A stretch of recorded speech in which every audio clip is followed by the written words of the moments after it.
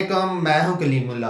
आज हम बात करेंगे पाकिस्तान से लाल मिर्च का कारोबार, लाल मिर्च की एक्सपोर्ट का कारोबार कैसे किया जा सकता है।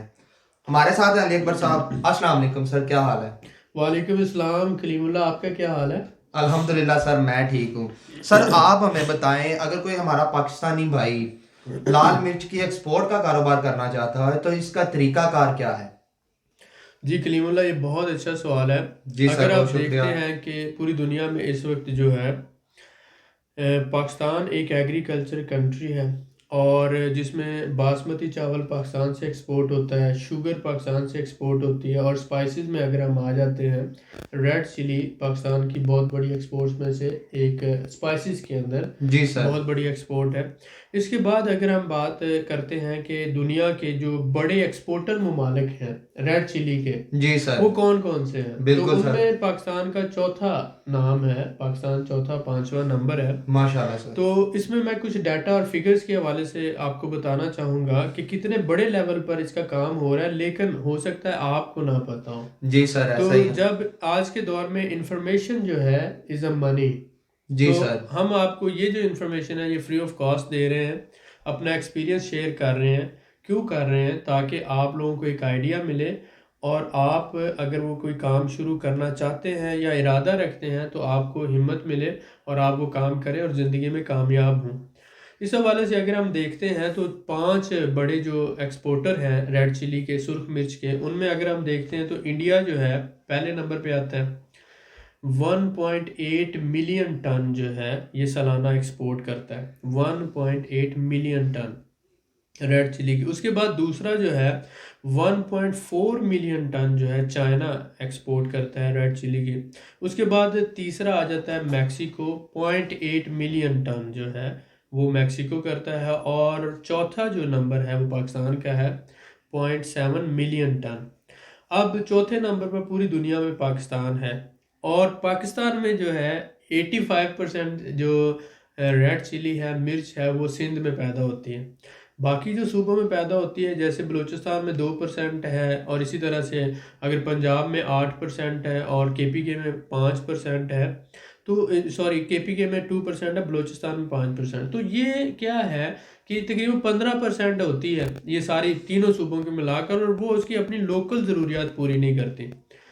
जो सिंध से मिर्च आती है उसी से पूरे पाकिस्तान की जो बड़े शहरों की सारी ज़रूरियात हैं वो पूरी होती हैं, और फिर उसके बाद जो है उसी से एक्सपोर्ट भी होती है। 45,000 टन सालाना जो है मिर्च पैदा होती है और एक्सपोर्ट होती है पाकिस्तान से।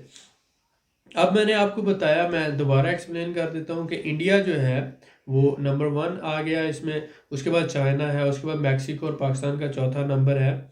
अगर हम इंपोर्टर्स की बात करते हैं तो इंपोर्टर कौन कौन से ममालिक हैं, तो उसमें हमारे पास आ जाता है नॉर्मल टॉप इंपोर्टिंग कंट्रीज़ में यूएसए, अमेरिका है। उसके बाद आप देख रहे हैं यूके है, उसके बाद नीदरलैंड है, उसके बाद जर्मनी है, जापान है, टर्की है, मलेशिया है, मिडल ईस्ट है। मिडिल ईस्ट में सऊदी अरब, ओमान, कतर, बहरीन सारे शामिल कर लें।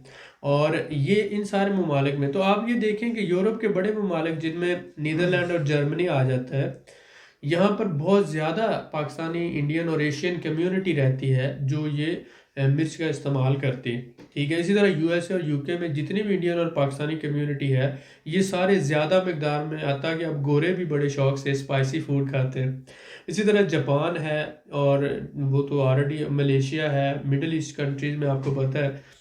अगर दुबई की बात करते हैं, यूएई की बात करते हैं, सऊदी अरब की बात करते हैं, तो वहाँ पर पाकिस्तानी, इंडियन, बांग्लादेशी, श्रीलंकन बहुत ज़्यादा तादाद में रहते हैं। और ये सारे लोग जो है मिर्च का इस्तेमाल करते हैं, स्पाइसेस खाते हैं।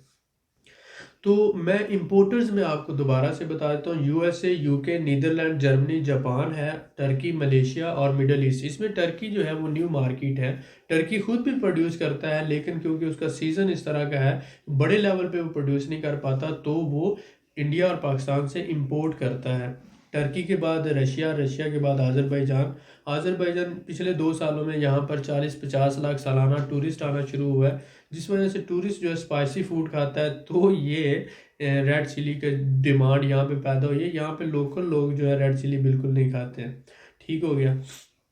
अब जब ये डाटा आपके पास आ गया, तो इससे आप एनालाइज कर सकते हैं ना कि 5 या 4 बड़े ममालिक जो हैं उनमें से चौथा नंबर पाकिस्तान का है, और पाकिस्तान आधी से ज़्यादा दुनिया को एक्सपोर्ट करने का पोटेंशियल रखता है।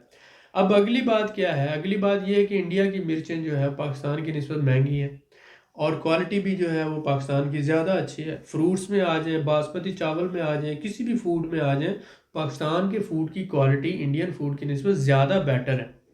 तो मेरे भाई, जब आपकी कीमत सस्ती है, क्वालिटी अच्छी है, तो अब ज़रूरत है कि जो फॉरेन बायर है, जो इंपोर्ट्स के ऑर्डर देता है, उस तक अगर आप पहुंच जाते हैं, उस तक अपनी बात पहुंचा देते हैं, सैम्पलिंग कर लेते हैं, तो आपको ऑर्डर मिल जाएगा। अब पहले ये सारा तजुर्बा हासिल करने के लिए आप लोकल मिर्च का काम करते हो। मिर्च को बाय कहाँ से करना है, मिर्च को किस सीज़न में बाय करना है, मिर्च की स्टोरेज कैसे करनी है, मिर्च की प्रोसेसिंग कैसे करनी है, मिर्च की पैकिंग कैसे करनी है। बाइंग हो गया, स्टोरेज हो गया, प्रोसेस हो गया, पैकिंग हो गया। फिर आप लोकल मार्केट में उसका काम कैसे करते हैं। अगर आप लोकल होलसेल कर रहे हैं और इस पूरी चेन से आप वाकिफ़ हैं, तो आप अब वक्त है आप इंटरनेशनल मार्केट में आए। आप इंटरनेशनल मार्केट में टर्की से स्टार्ट ले सकते हैं, रशिया से ले सकते हैं, जर्मनी से ले सकते हैं, यूके से ले सकते हैं, सऊदी अरब से, दुबई से, मलेशिया से, कहीं से जहां पर आपके पर्सनल कॉन्टैक्ट्स हैं। लेकिन अगर आप टर्की, रशिया, अजरबैजान में करना चाहते हो, तो इन 4-5 ममालिक में हमारा नेटवर्क मौजूद है, हम सर्विसेज आपको प्रोवाइड कर सकते हैं। ओवरऑल ये है कि अगर आप एक्सपोर्ट बिजनेस में आना चाहते हैं, तो पहले आपको इस पूरी कमोडिटी की पूरा लाइफ साइकिल समझना होगा, प्रोसेसिंग समझना होगी, हैंडलिंग समझना होगी, तब आप ऑनवर्ड इस पे काम कर सकते हैं। हमारा मकसद आपको ये बताना है कि ये एक ऐसी कमोडिटी है जिसमें बहुत ज़्यादा पोटेंशियल है। चावल 1 केजी कितने का है? 100 का होलसेल में, रिटेल में 140-150 का है। मिर्च 1 केजी कितने की है? 500 की, 600 की। चावल मान कितने का मिल रहा है, उस हिसाब से आप देख लें, तो अगर 100 का किलो है तो 40-40 4,000 का। मिर्च जी सर, कितने की? ऐसा ही है। तकरीबन ये 15-12 हज़ार की एक मन मिर्च आ रही। तो अब मेरे प्यारे भाई, इसमें अगर 20% भी मार्जिन अगर आप रखें तो वो बहुत बड़ा मार्जिन हो जाता है। इसकी एक शिपमेंट आपकी बाहर चली जाती है या लोकल आप काम करते हैं, तो बहुत ज़्यादा आपको प्रॉफिट होता है, क्योंकि बहुत कम लोग इसको एज ए होलसेल ट्रेडिंग में इस बिज़नेस में इन्वॉल्व हैं और इस बिज़नेस को कर रहे हैं, क्योंकि लोगों को जो है वो उसका आइडिया उस तरह से नहीं है जिस तरह से होना चाहिए। एक कमोडिटी आपके घर में है, 365 दिन आप इसको इस्तेमाल करते हैं, और एक दिन अगर आपके घर में मिर्च ना हो तो आपके घर में खाना नहीं बनेगा। इस बात को समझने की ज़रूरत है कि ये मजबूरी है और ज़रूरत भी है हर घर की। तो जी बिजनेस सर, नाम बिल्कुल इसी है। चीज़ का है। ये कम्युनिटी का अगर आप काम करते हैं, दुनिया में 2 बिजनेसेस है, कभी लॉस में नहीं जाते। पहला बिजनेस फूड का बिजनेस। फूड का बिजनेस आप रॉ मटेरियल सप्लाई करते हैं। अगर बंदे के पास करोड़ों रुपया है और उसे एक कमरे में बंद कर दिया जाए, जहां पर डॉलर्स हों, यूरोज हों, पाउंड्स हों, और सिर्फ सोना पड़ा हुआ हो, खाना ना उसे दिया जाए, 2 दिन के बाद या 1 दिन के बाद वो कहेगा कि पूरे डॉलर ले लो या आधे ले लो, पूरा सोना ले लो, मुझे खाने के लिए कुछ दे दो। क्योंकि जिंदा रहेगा तो वो उसके काम आएगा ना। तो प्राइस जो होती है, जो कीमत होती है, वो अवेलेबिलिटी की होती है। अगर आपको अवेलेबल है तो उसकी प्राइस कम हो सकती है, अगर अवेलेबल नहीं है तो मार्केट में शॉर्टेज है, तो फिर 1,000 की भी केजी होगी, 2,000 की भी केजी होगी, 5,000 की भी केजी होगी, तो लोगों ने लेना होता है। अब इसलिए फूड का बिजनेस कभी लॉस में नहीं जाता। दूसरा क्या है? Construction business. पॉपुलेशन बढ़ती है, नए घरों की डिमांड बढ़ती है, नए लड़के लड़कियां जवान होते हैं, शादियां होती हैं, हर शादीशुदा जोड़े को एक नया घर चाहिए, क्योंकि वो सास ससुर के साथ नहीं रह सकते, क्योंकि ये एक फिजिकल और एक जनरल और एक नेचुरल रिक्वायरमेंट है। तो कंस्ट्रक्शन बिजनेस भी इसीलिए ग्रो हो रहा है। तो फूड का बिजनेस भी, लेकिन छोटे पैसे से, कम इन्वेस्टमेंट के साथ आप फूड का बिजनेस शुरू कर सकते हैं। आप बासमती चावल पूरे पाकिस्तान में 80% जो है वो पंजाब में पैदा होता है, वहीं से आप लेकर पूरे पाकिस्तान में सप्लाई दे सकते हैं। मिर्च 85% सिर्फ सिंध में पैदा होती है और पूरे पाकिस्तान में खाई जाती है। लोकल नेटवर्क बन सकता है, काम कर सकते हैं।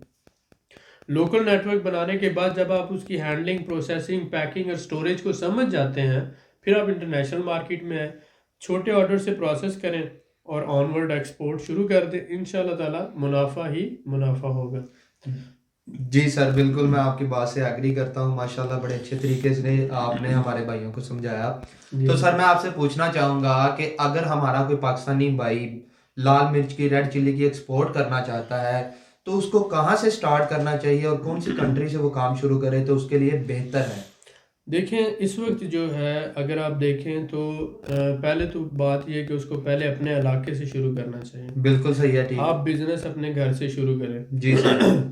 आपकी जो ताकत होती है आपके अंदर है, और आपके अंदर के बाद आपके दोस्तों में है, आपके जानने वालों में है, आपके रिश्तेदारों में है, आपके अपने इलाके में है, जी सर। जहाँ हर बंदा आपको सपोर्ट करना चाहता है। तो ऐसा आप ही है पहले सर। अपना लोकल सेटअप बनाएं और इस काम को समझें।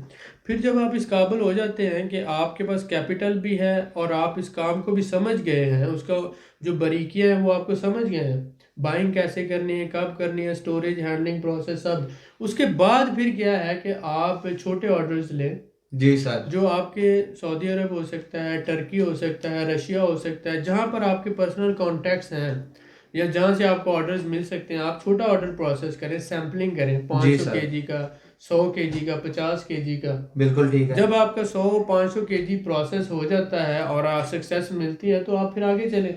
आप एक दो चीज़ों को एक्सपोर्ट में मद्देनजर रखना ज़रूरी होता है। जी सर। एक तो क्वालिटी जो कमिट की है, जिस स्पेसिफिकेशन के साथ आपने जो पैकिंग और जो प्रोडक्ट की क्वालिटी आपने कमिटमेंट किया वो पूरी करनी।